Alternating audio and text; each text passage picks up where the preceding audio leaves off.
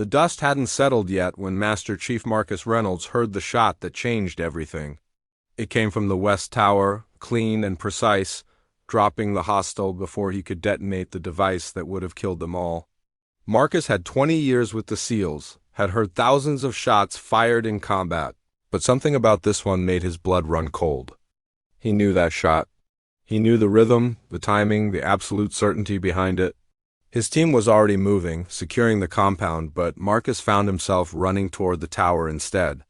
His heart hammered against his tactical vest as he climbed the stairs 2 at a time, his mind refusing to accept what his instincts were screaming at him. It couldn't be. She was supposed to be in Virginia. She was supposed to be safe. When he reached the top, she was already standing, breaking down her rifle with practiced efficiency. Her hands moved with the same confidence he'd taught her when she was 16, sneaking out to the range because she wanted to be just like her dad.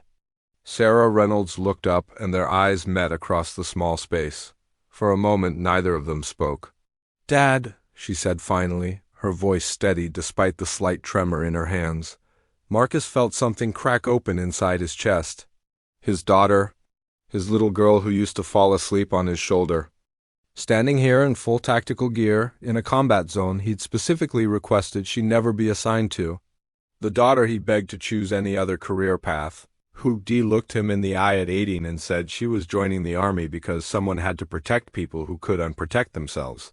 "What are you doing here?" His voice came out rougher than he intended. "My job," Sarah replied, slinging her rifle over her shoulder.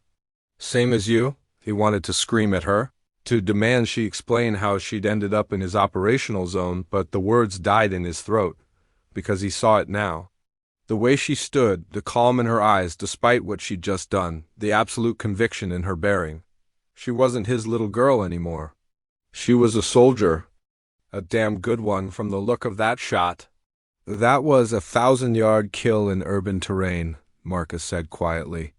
"Wind coming from the northwest, at least 15 knots? 12 knots, Sarah corrected, a slight smile touching her lips. "You taught me to read the wind, remember? Summer, I turned 17. You said if I was going to be stubborn about this, I was going to be the best." Marcus remembered. He remembered every moment he tried to prepare her for a life he hoped she never choose. Every lesson he taught her because he could bear the thought of her being anything less than exceptional if she was determined to walk this path.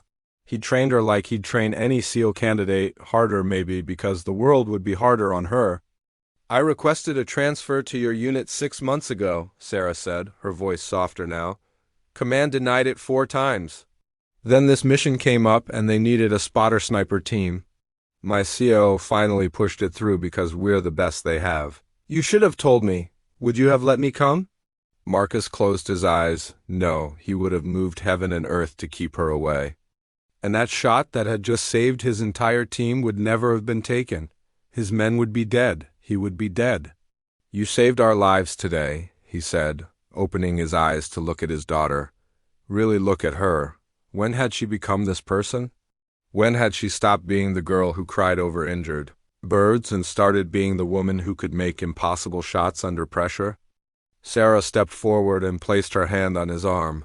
"You spent my whole life running toward danger so other people didn't have to. Did you really think I'd choose anything different?" Marcus felt tears sting his eyes, something that hadn't happened in 20 years of combat. He pulled his daughter into a fierce hug, her tactical vest pressing against his, 2 warriors standing in a tower halfway around the world from home. "I'm so proud of you," he whispered. "And so terrified." "I know," Sarah said, holding him just as tightly. "That's what makes you a good father. But you have to let me be who I am, Dad, just like you taught me." When they finally pulled apart, Marcus saw his team gathering below, looking up at them with knowing expressions. They understood. Some of them had children too. They understood that sometimes the people we love most walk the same dangerous roads we do, and the only thing we can do is walk beside them. "Let's go home, soldier," Marcus said. Sarah nodded, and together they descended the tower, father and daughter, warriors bound by blood and purpose, walking side by side into whatever came next.